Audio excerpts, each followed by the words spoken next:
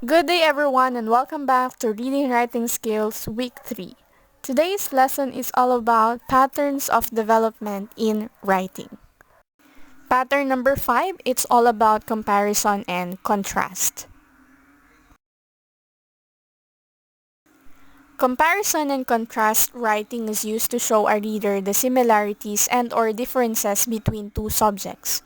Comparison writing focuses on similarities or the way things that are alike, while contrast writing focuses on differences or ways that they are not alike. I know that a lot of you are familiar about the concept of comparison and contrast. That's why I have here a certain paragraph and I want you to read, analyze, and then identify if this paragraph is an example of a comparing paragraph or contrasting paragraph. You may pause this video and then continue it again once you already have your final answer. And there you have it, class. This one is an example of what we call comparing paragraph. It is evidently that there are two subjects here, or two ideas that are being compared, which are basketball and soccer. And the author also used clear indicators that this paragraph is a comparing paragraph because of the word both. Okay? And as you can see, the author as well enumerate what are the similarities between the two sports, basketball and soccer.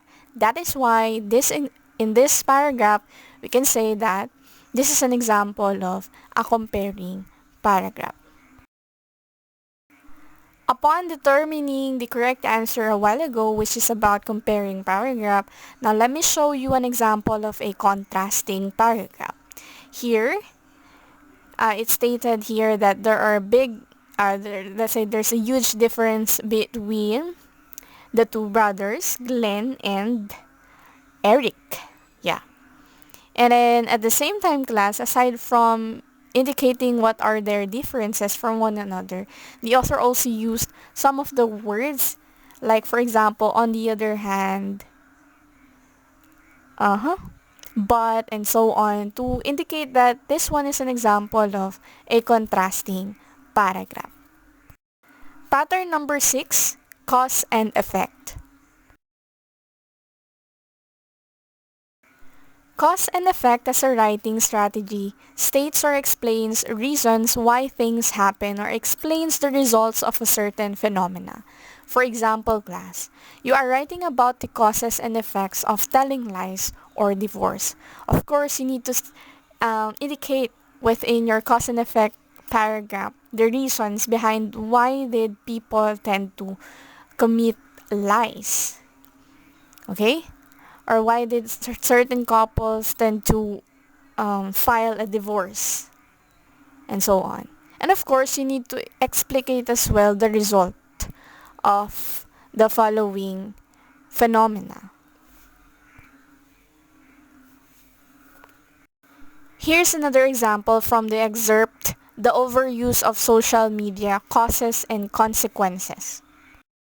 In this paragraph, I want you to identify if this is an example of what we call cause paragraph or effect paragraph.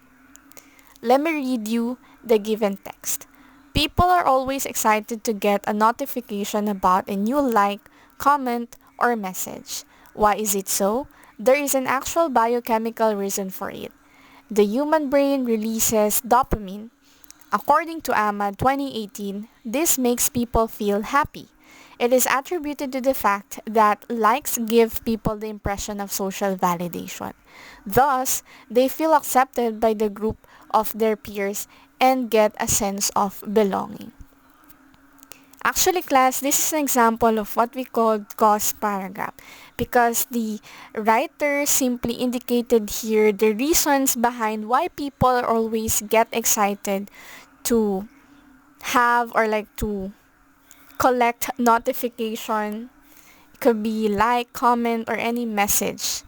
And at the same time, the author simply indicated as well the following data or let's say information which really strengthen his claim about the excitement of the people. And at the same time, there's a good concluding sentence at the end of it to give emphasis about his claim. Now class, here's the effect paragraph of the given excerpt a while ago. This is also an excerpt now from the overuse of social media. Okay, let me read it. Zagorski 2017 states that social media provoke anxiety disorder, a sense of isolation and depression. People are likely to develop insecurity, poor self-esteem, and distorted body image, comparing their appearance to unrealistic and photoshopped photos. If people do not get the desired appreciation and recognition from others on social media, it lowers their sense of self-value. Therefore, people become vulnerable to mental health issues. Okay, class. So this is an example of an effect paragraph because it simply states here the following results about the overuse or the heavy use of social media, which is not good na for those persons or people who are actively engaged with this platform. Okay? That's it. Pattern number 7, problem solution. Problem solution is a writing strategy which arranges the ideas from the discussion of the problem of concern to the outlining of the solutions. Like for example, you are asked by your teacher to write about the problems and solutions for deforestation. As we all know, it's a big problem pa din in terms of preserving, and conserving our forest, or let's say our mother nature. In line with the given topic class, I have here a paragraph and I want you to identify if this is an example of what we call a problem paragraph or a solution paragraph. Let me read it. Deforestation is a serious problem because forests and trees do an important job making the Earth's environment suitable for life. In the past 50 years, more than half of the world's rainforests have been destroyed. Scientists say that if deforestation continues, the world's climate may change, floods may become more common, and animals will die. If your answer is problem, then therefore you're correct. This one is an example of a problem paragraph. It simply states here the reason why is it deforestation became a problem. Of course, aside from determining what's the problem, you also need to explain why it became a problem. And the author simply indicated here the following reasons and at the same time gives emphasis about the discussion of the problem. Now, here's the solution paragraph. One solution to the problem of deforestation is to use less paper. If you use less paper, fewer trees will be cut for paper making. How can you use less paper? One answer is to reduce your paper use by using both sides of the paper when you photocopy, write a letter, or write an essay.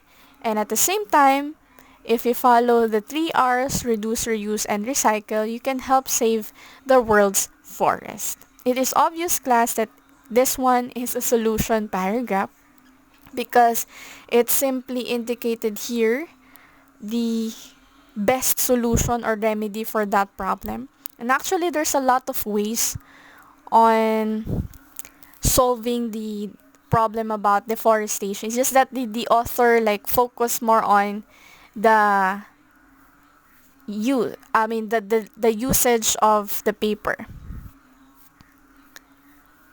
to lessen the use of the paper. That's it. That is how we create or construct a solution paragraph. We need really to identify first what's the problem, explain why it became a problem, and then indicate the best solution or remedy for that problem. Pattern number 8, persuasion. It intends to convince readers to do or believe in something. A persuasive paragraph tries to convince the reader that a particular point of view is worthy of consideration. Persuasion wants you to consider both sides of an issue, but it reveals a bias in favor of one side over another. Since we're talking about convincing someone about a certain topic or issue, make sure, class, that you're also credible to really explain the reason why you are agree about a particular topic or issue or disagree. Now you need to deliberately offer clear explanation behind your personal stance, behind your position. Okay? And at the same time, you need to stick with that particular position of yours. You don't have, or you don't need, or you should not, you should not change your position out of nowhere. Okay? You should stick with it. So that the important thing is that you really need to understand what's the topic or what's this issue all about before presenting your personal stance. For you not to confuse your readers, even yourself as a writer. For an instance, class, you are writing to persuade or convince people that marijuana should be legalized, or persuade your readers that voting must be compulsory.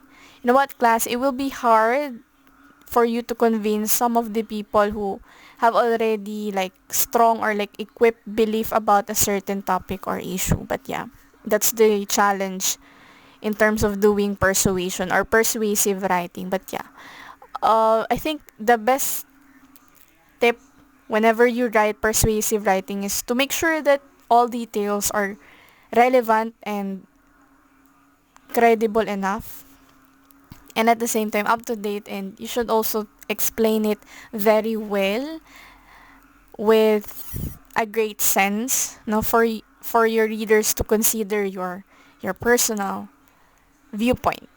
Yeah, your personal viewpoint about a particular, let's say, topic or issue. That's it. That is all about persuasion.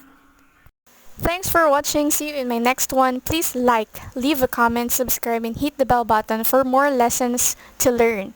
Bye!